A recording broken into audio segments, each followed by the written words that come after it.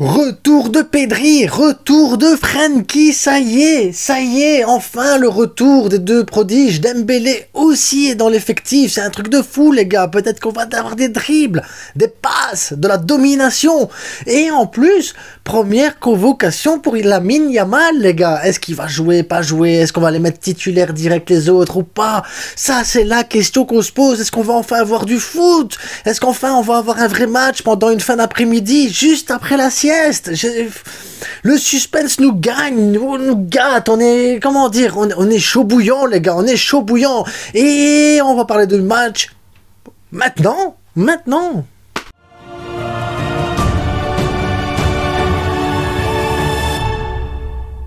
Ah, ça fait du bien. Mais c'est long une semaine les gars, hein. Franchement c'est très long une semaine. Là maintenant on va se retrouver face à un adversaire, un réel adversaire, quelque chose, une équipe solide, une équipe en forme, une équipe qui a plus perdu depuis que je dise pas de conneries quoi.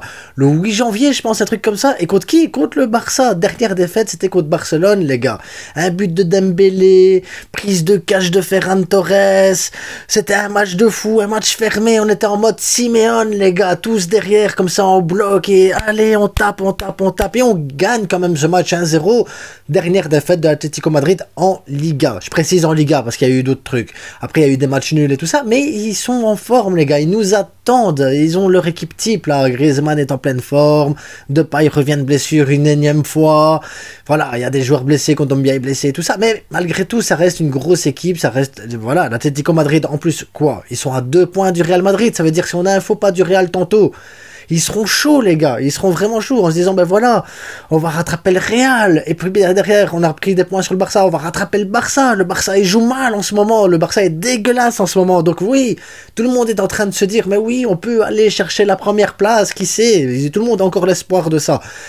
Le Barça doit jouer au foot maintenant, le Barça récupère enfin la plupart de ses titulaires, le Barça peut enfin mettre une bonne équipe, les automatismes et tout ça, mais j'ai confiance en Pedri, j'ai confiance en Frenkie, j'ai confiance en Xavi, je sais qu'on va faire des beaux trucs.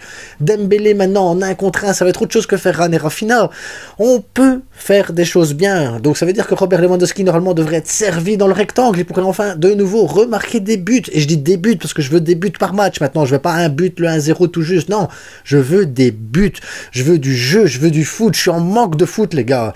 On regarde la Ligue des Champions pour essayer de trouver un peu de foot et un peu de réconfort. Je le vois bien, tous mes collègues là qui font des vidéos YouTube sur Manchester City, le Bayern, le PSG, parce qu'ils se font chier avec le Barça, et c'est normal de se faire chier parce qu'en ce moment on se fait chier.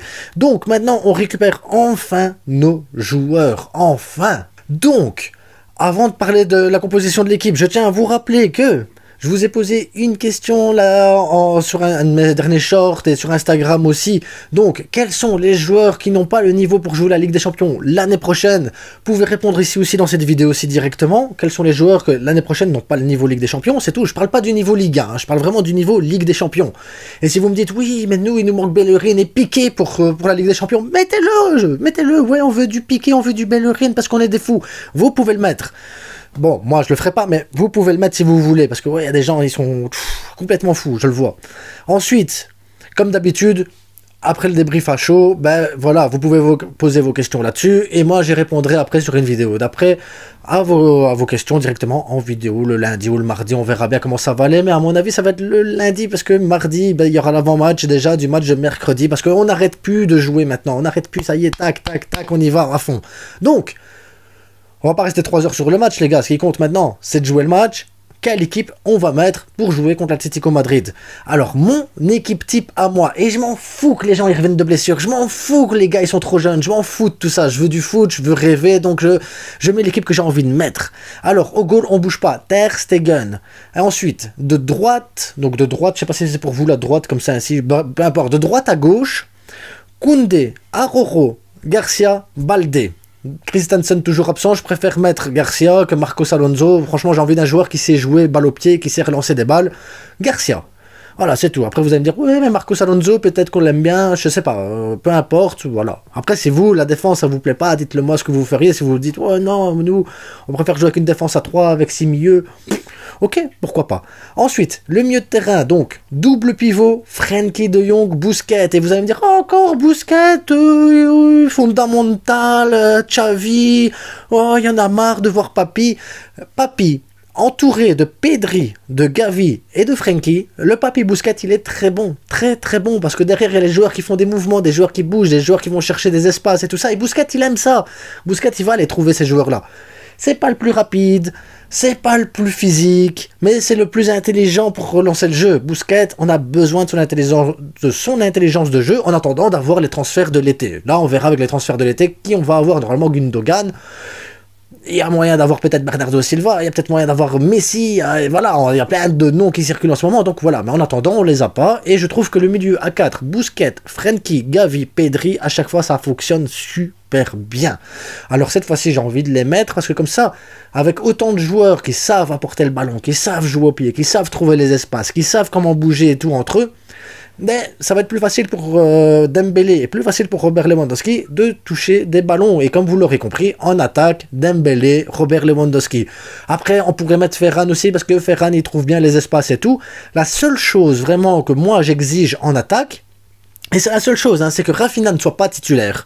Que Rafinha, à la 45e minute, à la deuxième mi-temps, on commence à le faire s'échauffer. Et qu'à la 98e minute, on le fasse rentrer, celui-là. Juste pour qu'il calme ses mauvaises humeurs, juste pour qu'il arrête de râler en disant oh, « Moi, je suis le numéro 10, moi, je suis le meilleur du jeu, moi, je peux pas sortir, je suis une petite starlette. » T'es pas une starlette. Donc, tu vas t'échauffer pendant 45 minutes, tu transpires comme un cochon, tu rentres dans le vestiaire et tu vas te laver et tu te tais. Voilà, c'est tout ce qu'on te demande, Rafinha. Et quand t'es sur le terrain, parce que tu rentreras sur le terrain, à mon avis, match suivant, match d'après, fais ton match et tais-toi. Fais juste ton match, c'est tout. Mais essaye de mettre des buts, des passes décisives. Montre sur le terrain que t'es indispensable. Parce que jouer contre les 18e ou les 19e du classement et pas réussir à mettre de buts et dire oui, je suis fondamental sur le terrain, non, monsieur, non, non. Déjà, non. Contre les 18e ou les 19e, tu dois mettre un doublé, c'est tout. Point barre. Ou tu dois servir correctement Robert Lewandowski pour qu'il puisse marquer. T'as pas réussi à le faire contre les 19e. Qu'est-ce que tu vas faire contre les 3e? Rien du tout. Donc, voilà, c'est tout. Je m'arrête la vidéo là-dessus avec un coup de gueule, avec une envie de fou de voir Lamine Yamal peut-être rentrer en cours de jeu, avec enfin un milieu de terrain qu'elle est là. Après, c'est l'heure de la sieste et tout ça. J'espère vraiment que les joueurs seront en forme. En attendant, les gars, abonnez-vous, likez, partagez et à demain soir. À demain soir. Ou peut-être ce soir, on verra comment se déroule le match du Real Madrid et du Celta. On verra. En attendant, les gars, bonne journée, bonne soirée, bon week-end, bon dimanche et j'espère qu'on verra du foot. Ciao!